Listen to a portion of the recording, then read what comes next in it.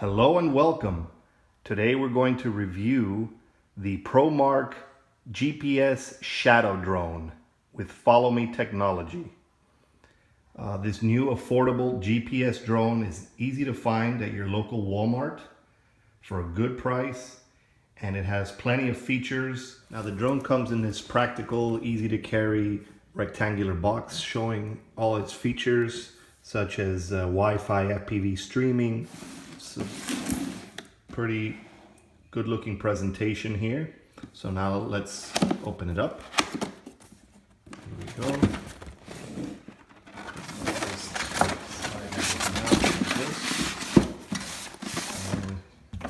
And there we go. We have everything right here laid out. So let's remove the plastic cover here. So, what's in the box here? We have instruction manuals and customer support brochures.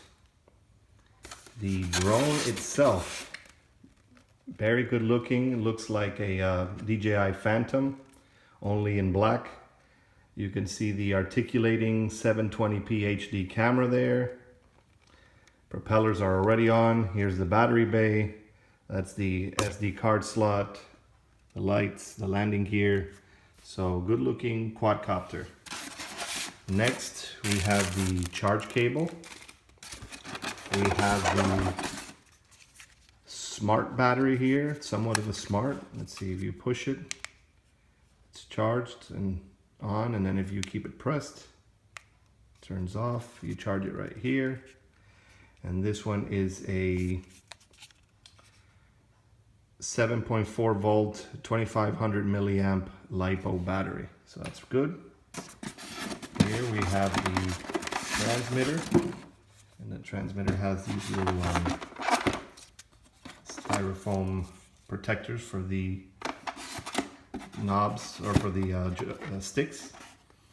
And you can see right away it has the return to home button, on off button, auto takeoff, auto land, throttle, rudder, and then here at the top you have a speed wheel to increase the speed. I think there's 4 settings: a low, medium, and high.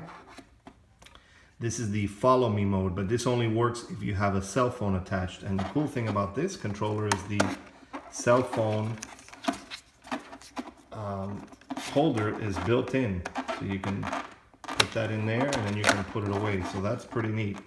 So you would need the app with a cellular device in order to use this Follow Me. This is the headless mode. I believe you can use that without the cell phone. You've got your camera or picture button, your video button. This is your angle, where you angle the camera up or down. Now you have to keep this pressed. It'll beep several times and you have to move it, keep it in one direction or another in order for it to start tilting the camera. This doesn't take any batteries. This one you just charge directly using the charger right here at the bottom. There's a port here for charging it. So very straightforward, good looking transmitter. And at the bottom you'll have several LED icons indicating certain statuses of the quadcopter, and we'll look at that in just a second. So now I do notice the antennas are not particularly large here on this, but it should have a good range of around 500 meters or so. So here are your propeller guards right here. Now this is interesting. You have spare landing gear. I have not seen that before. Spare landing gear. So I guess if you have a rough landing and you break one of your landing gears on the quadcopter, you have spares. So that's pretty interesting. I usually don't see that. We have spare propellers here in a bag. And then here are the VR goggles. And yeah, they look pretty comfortable. They're padded, and you just slide your cell phone there and you can use this. Now setting this quadcopter up for a first time flight is very straightforward. First, we're going to set up our SD card, and that's very straightforward. We already put one in there, so we just pop it in. So SD card's in there. We make sure that the battery is in place here, so we'll pop that in as well. But we won't turn it on just yet. Then we will make sure that our cellular device is on the mount. So now we just turn everything on. First we will turn on the quadcopter, we'll just push it in. Next we will turn on the transmitter. Then we will bind the transmitter by doing up down. Now you're ready for a compass calibration, so that all you have to do is bring the throttle and rudder to the upper center like so. Once you do that, you'll notice the lights flashing in pink very rapidly. And the calibration process is very simple. You just turn it clockwise until one of the lights turns off. I believe it's the front one, or they stop blinking. So you keep turning it around. See, notice how the back ones stopped blinking, but the front ones didn't. So now you finished this axis, and now you just have to calibrate it like this, turning it clockwise with the quadcopter facing down. So you do that a few times here. And that's it. And now you notice that all the lights are solid. You leave it like that for a second, and then they'll resume blinking. Now you also may want to calibrate the gyros, and that's done by pushing the throttle and rudder to the upper top corners like so, like that. And then you just leave it for a second. You'll notice that the camera is calibrating for a second. And that's it. You just simply have to wait like this until the lights stop blinking, which means that you have a full GPS lock. You could also see all that information in the app. So let's enter the app now. And before we do that, here are some of the LED indicators I was telling you about.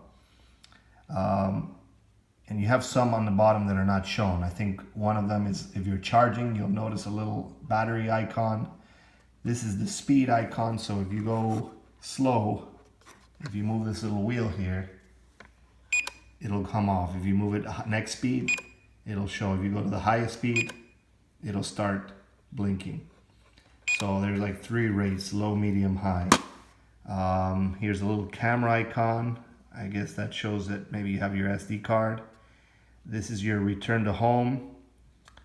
I believe that maybe we have a GPS lock, and it appears that we do, I guess, because it's solid. And but let's go into the app. So now in the App Store, this is the app you're going to look for, the Promark GPS. You can do a search for Promark under the Android or iOS App Store. But before that, you got to go into your Wi-Fi settings and connect to the quadcopter. Let's do that right now. So you'll see Promark right there, and you connect to that. There's no Wi-Fi password. Once you do that, you go into the app, and the app, it gives you a lot of supplemental information. There are videos, tutorials, there's a quick start guide, there's support web pages. This accesses any photos or videos you saved while you've flown. And then here's the one that you mainly want to start out with, controls. So you go to controls. So there we go. And now you see that we have a live feed with the quadcopter here. And it's pretty clear and has a good range, the feed. And just some of the basics here. Unfortunately, it doesn't appear that you can do waypoints or control the quadcopter using the app. The app is mainly for telemetry and a live feed. But you have some settings here. Well, you have flight records of how far you've flown and whatnot. You've got VR mode for your goggles where it splits the screen. You can flip the screen upside down if you want. You've got the follow me. This is all your advanced GPS features like follow me, return to home, auto takeoff, auto land. Here's your pictures and your videos. And you got an emergency stop button. Down here you have your telemetry, distance, height, speed, how much voltage you have in your transmitter and quadcopter. And then here in the corner you have some settings. If you want to really increase, initially it will be limited to 30 meters, so not very far. You can keep it within sight. But if you really want to get adventurous, you turn off the beginner mode and you can set all these high, except maybe the return altitude. You might want to set a little higher, but not too high. This is how much clearance you get when you do a return to home. So how high it'll go before it starts returning home. And then you would save these settings. And that's about it. So now we have everything all set up. Let's take it for a flight and watch some video.